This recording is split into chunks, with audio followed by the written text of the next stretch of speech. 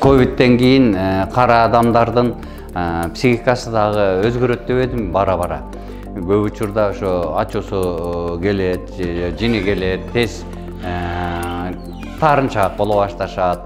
Буларды эми карап көрүш керек. Эгерде ошол семьяга, ошол үй бүлөгө катуу тие турган болуп, абдан эле күчөп баратса, адиске көрсөтүп, эми транквилизатор деп коебуз, эми успокаивающий дарыларды сөзсүз бериш керек.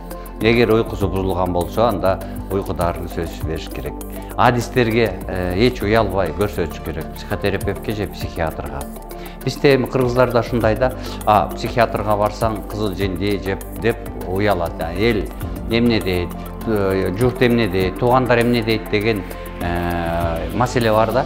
Андан азыр уялбай эле коюш керек дагы, адистерге сөз келип көрсөтүш керек. Ошондо учурунда дарыланып калса, жеңил дарыланат дагы, тез эле өтүп кетиши мүмкүн. Бул мен айткан нерселер.